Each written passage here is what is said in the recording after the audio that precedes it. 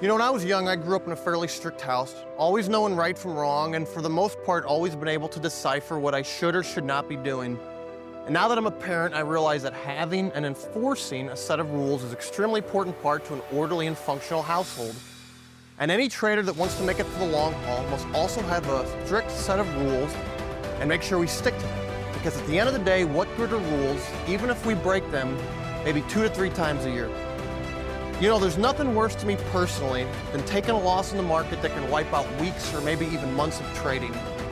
You feel like the last several weeks or months got simply flushed down the toilet. You know, you spend day in, day out grinding out wins, grinding out trades, only to have everything, be wiped out. It can be mentally demoralizing and very hard to get your mind back on reset. You know, it's the financial part of the loss that hurts the most, but the mental and emotional part can be just as bad, because if you're not trading with a free and clear mind, you may as well go long. That's how even some great traders can get caught up in a vicious cycle. Once the losses start, they almost don't know how to get themselves out of it. That's why I think it's so important to try to stick to your rules and limit your losses.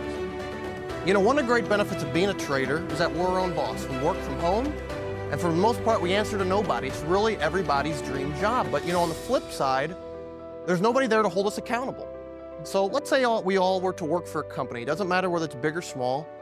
And 2 to 3 times a year, we bend the rules. Or 2 to 3 times a year, we just make that same mistake over and over again. And we cost this company tens of thousands or possibly hundreds of thousands of dollars. What would that company say to you? Most likely you'd be out of a job. That's why it's so important as self-employed individuals, traders, we hold ourselves accountable for our actions. Now, as a trader, I realize the most important thing I can do on a daily basis is preserve my capital. Taking excessive risk, taking on marginal trades, or adding to losing trades is an easy way for losses to add up. Sometimes as traders, we're always focusing on the next big setup. How much are we going to make on VERI? How much are we going to make on this? How much did I make last week or last month? But how often we focus on what we're doing poorly? How often we focus on our losses? I think our losses can be a great tool to help us create some rules. I think our losses, can help us study and say, hey, this is what I don't want to do again. This is what I don't want to do in the future. The thing about trading, it's a very tough profession. I think the stats are something like 90 to 95% of traders fail. And why do they fail? They don't fail because of a lack of winning setups or lack of wins. They fail because of their losses. They fail because they just take too many losses too frequently, or just that one big loss. That's the thing. In the market, one loss can wipe you out and end your career.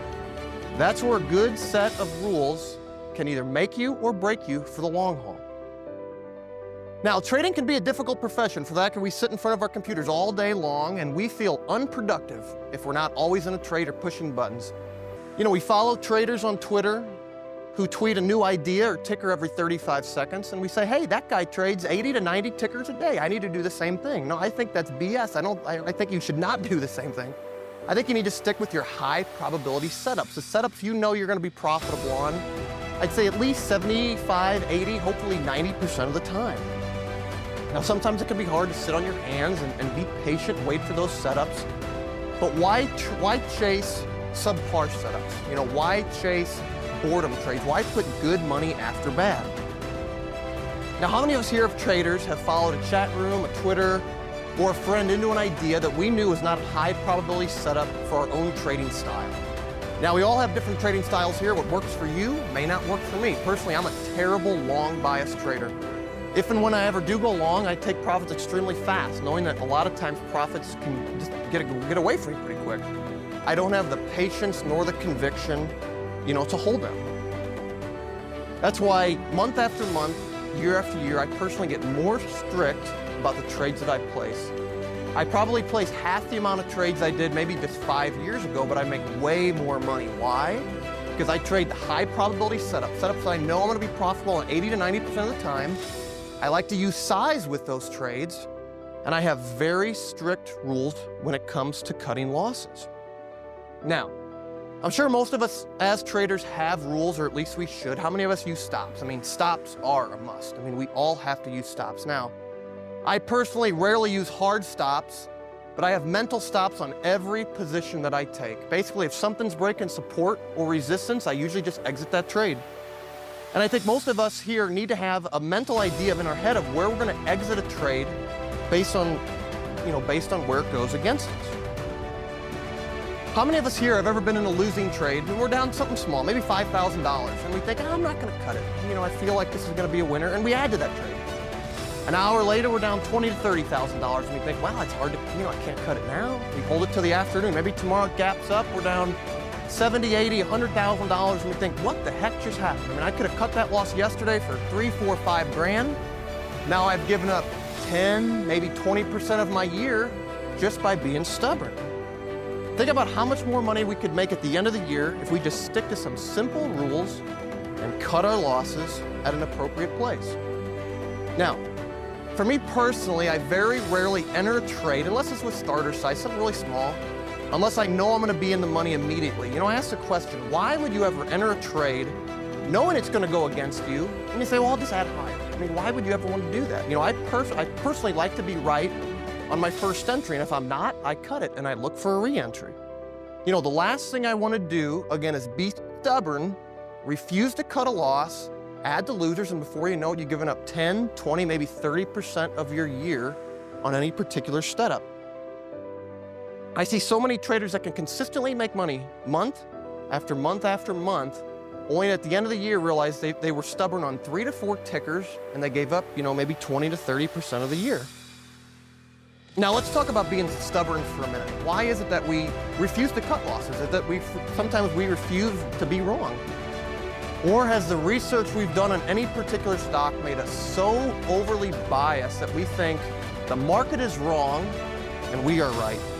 Or did we possibly take on too much size overnight on a low float stock that's opened dramatically against us? There's numerous reasons we take losses in the market, and a majority of them are our fault.